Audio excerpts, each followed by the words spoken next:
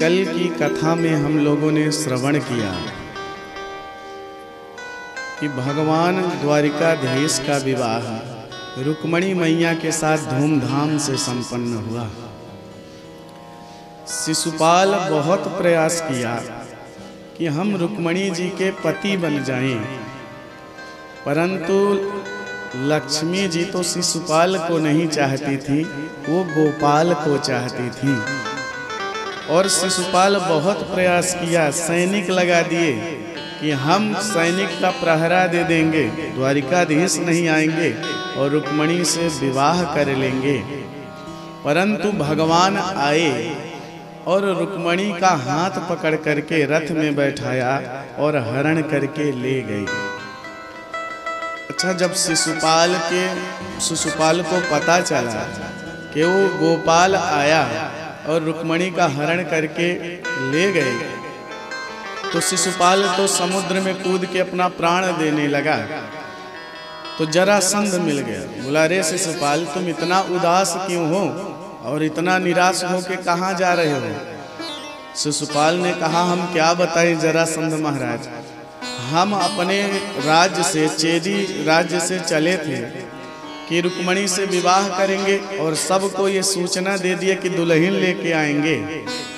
अब हम वहाँ से दूल्हा बन के निकले थे और अब बिना दुल्हन के अगर जाएंगे तो हमारी बड़ी हंसी होगी वहाँ पे, इसलिए अब हम लौट करके नहीं जाएंगे, हम इसी समुद्र में कूद के अपना प्राणांत कर लेंगे।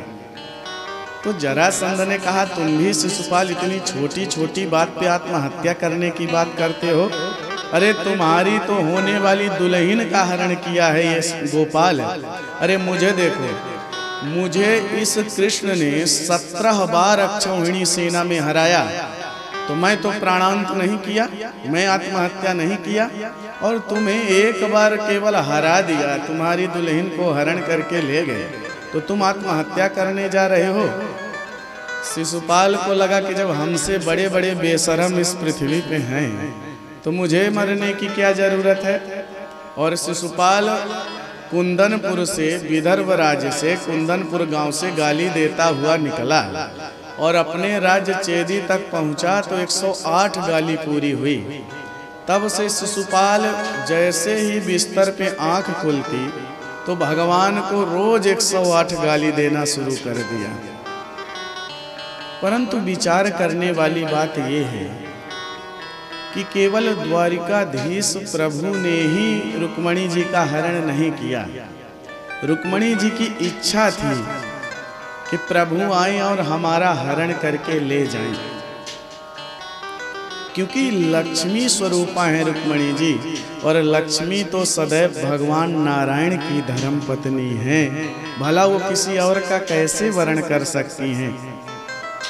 जैसे शिशुपाल बहुत प्रयास किया कि हम विवाह करें, वैसे ही हम सब बहुत प्रयास करते हैं कि हम लक्ष्मीपति बन जाएं। तो हमें ये हमेशा ध्यान रखना चाहिए कि लक्ष्मीपति तो केवल भगवान हैं, हम लक्ष्मीपति नहीं हो सकते हैं।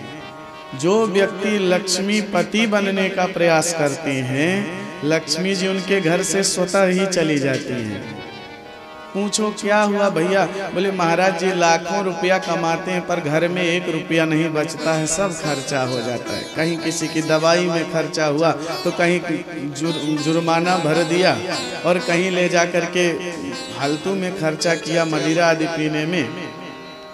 तो अगर हमारे घर में लक्ष्मी जी हैं तो या तो लक्ष्मी जी को हम माँ मान लें, जैसे माँ मान करके हम लोग दीपावली में लक्ष्मी जी का पूजन किए, लक्ष्मी जी का और गणेश जी का माता पिता मान के पूजन किए। तो यदि आपके घर में लक्ष्मी हैं तो या तो आप लक्ष्मी जी को माँ मान लीजिए तो वो आपके घर में रहेंगी, अथवा आप लक्ष्मी जी को पुत्री मान लीजिए तो वो आपके घर में रहेंगी। क्योंकि देखो, घर में पुत्री पलती बढ़ती है, परंतु एक माता पिता का अपनी पुत्री में चित्त चिपकता नहीं है, क्योंकि वो जानता है कि ये पुत्री तो हमारी पराया धन है, एक दिन हमें इसको विदा करना पड़ेगा। इसलिए पिता का चित्त अपनी पुत्री में नहीं चिपकता है। तो लक्ष्मी जी हमारे यहाँ हों तो हम पुत्री मान लें। हमें ये सदैव ध्यान रखना चाहिए कि भले ही लक्ष्मी जी हमारे यहाँ हैं, परंतु एक ना एक दिन तो उन्हें नारायण को देना ही पड़ेगा। तो यदि लक्ष्मी जी आपके पास हैं तो भगवान के तो अनेक रूप हैं। अनेक रूप रूपाय विष्णवे प्रभ विष्णवे। लक्ष्मी जी में भोग दृष्टि कभी नहीं रखना चाहिए। या तो आप माँ मान लें या पुत्री मान लें, परंतु आप यदि धर्म पत्नी मान के भोग किए तो लक्ष्मी जी आपको छोड़ के जाएंगी। तो यदि आपके पास लक्ष्मी जी हैं तो भगवान नारायण के कई रूप हैं, आप किसी रूप में उनको वर्ण कर दें नारायण भगवान को। ब्राह्मण हैं, मंदिर हैं, वहाँ दान करें। किसी ने कहा महाराज हम तो ब्राह्मण और मंदिर में आस्था नहीं रखते तो हम दान क्यों करें? तो भगवान के और रूप हैं। आप जेठ का महीना आए, बढ़िया प्याऊ लगवा दीजिए, पथिकों के लिए बढ़िया ठंडा पानी की व्यवस्था कर दीजिए। अथवा कोई दरिद्र दिखे तो दरिद्र में भी भगवान नारायण का ही वास होता है। आपको कोई दरिद्र दिखे, जैसे ठंडी आ रही है, तो आप नहीं ब्राह्मणों को दान कर सकते हैं, नहीं आप मंदिर में दान कर सकते हैं। तो ठंडी आए तो गरीबों में कंबल बंटवा दीजिए, कुछ गर्म कपड़े बंटवा दीजिए।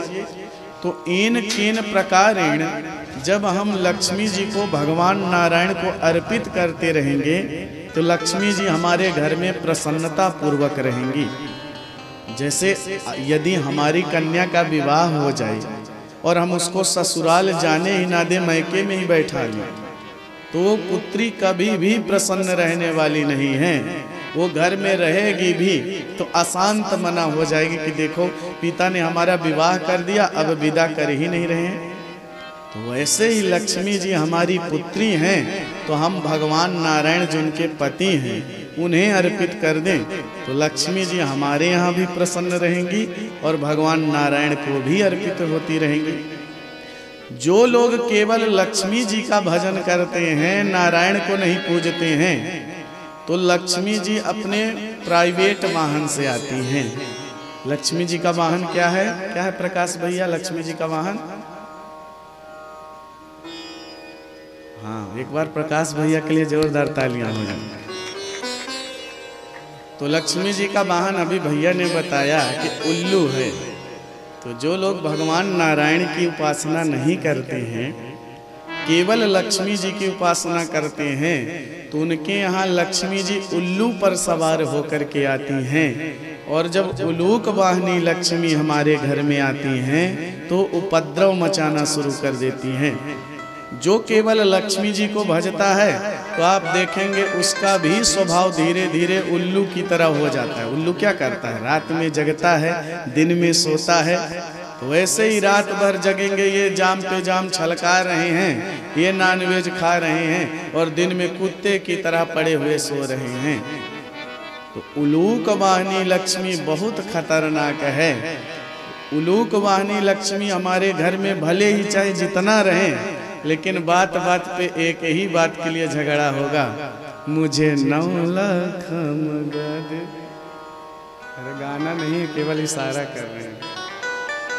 तो बात बात पे इसी पे झगड़ा होगा कि मुझे ये ला के दे दो, वो ला करके दे दो।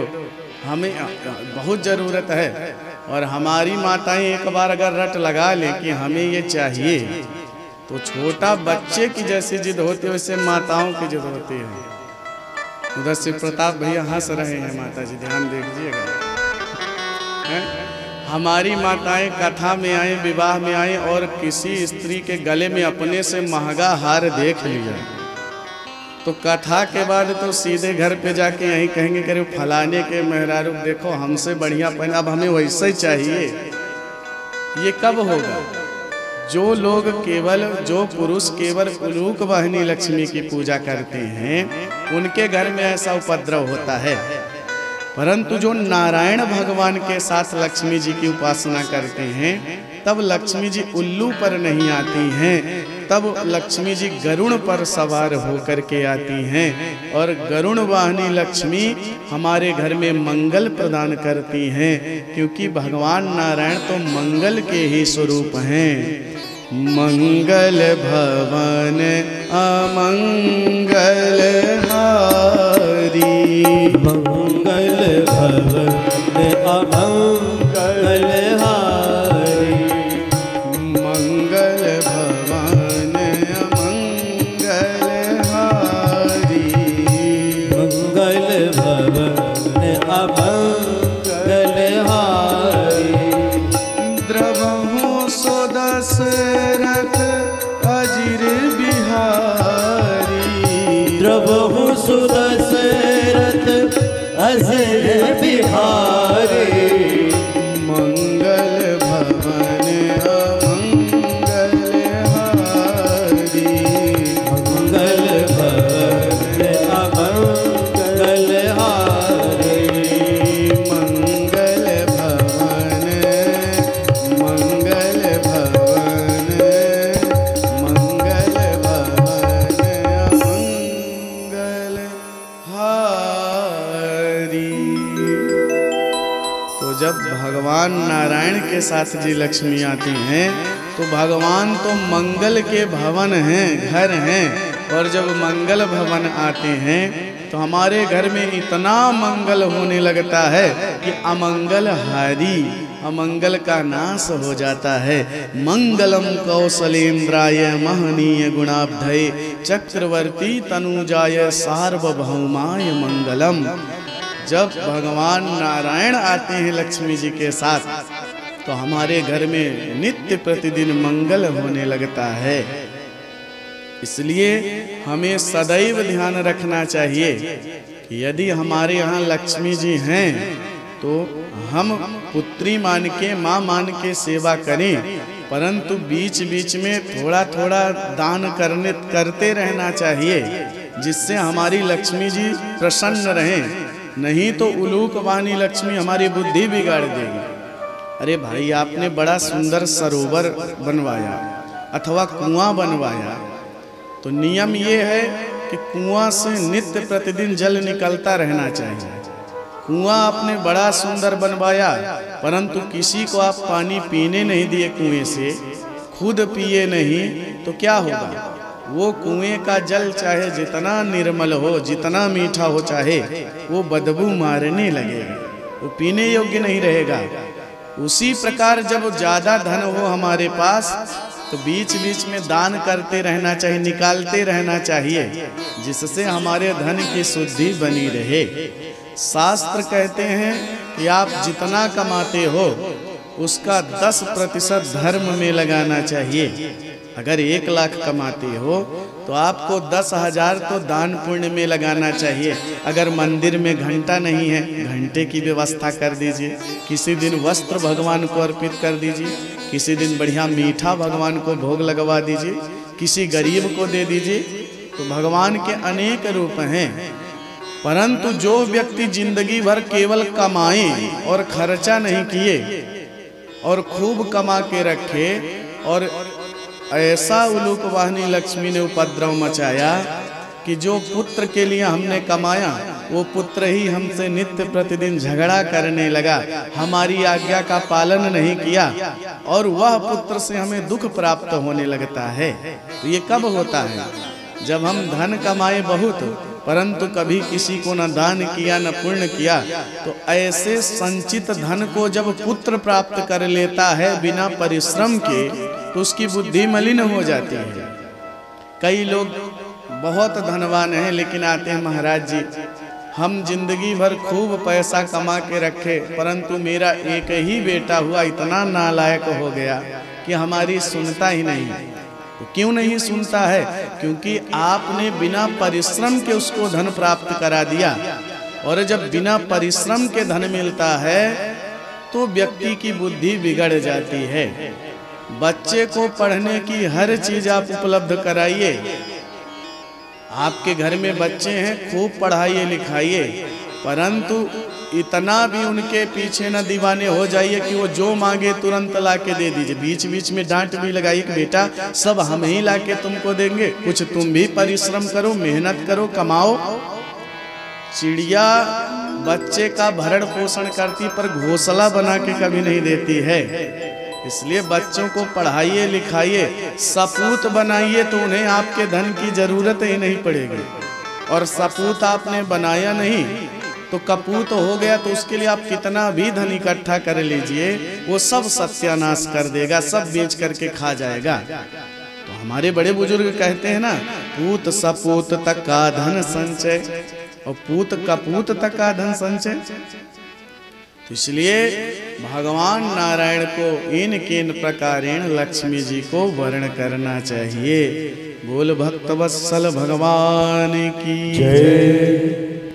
भगवान द्वारिकाधीश का विवाह लक्ष्मी स्वरूपा रुक्मणी मैया के साथ हुआ, और कालांतर में कामदेव ही भगवान के प्रथम पुत्र प्रद्युम्न बन करके आए। जब प्रद्युम्न का जन्म हुआ तो संभरासुर को बताया किसी ने, अरे कृष्ण के पुत्र तुम्हारे काल होंगे। तो संभरासुर पकड़ करके ले गया, समुद्र में फेंक दिया।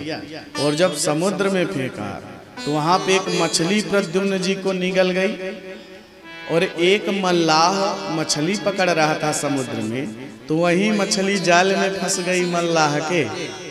और जब वह जाल में फंसी मछली को घर ले गया और पेट फाड़ा, तो उसमें प्रद्युम्न जी निकले, छोटा सा बालक निकला। तो मल्लाह वह पुत्र ले जाकर के संभरासुर को ही अर्पित कर दिया कि महाराज, आज हम समुद्र में मछली पकड़ रहे थे, तो ये मछली के पेट में बालक निकला। संभरासुर तो जान नहीं पाया और अपने ही राज्य में उसको रख लिया, उसको बढ़िया भरण पोषण करने लगा।